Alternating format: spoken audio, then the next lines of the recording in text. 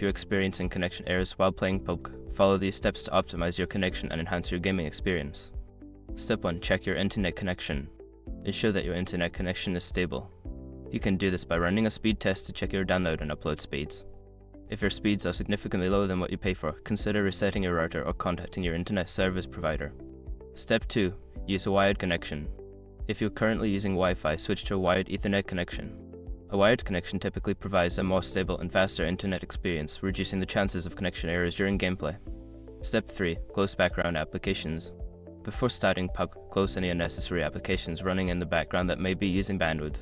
This includes streaming services, downloads, or other online applications that could interfere with your connection. Step 4. Change server region. In PUBG, try changing your server region to one that is closer to your physical location. This can help reduce latency and improve connection stability. You can do this in the game settings under the network options. Step 5. Update network drivers in-game. Ensure that your network drivers are up to date.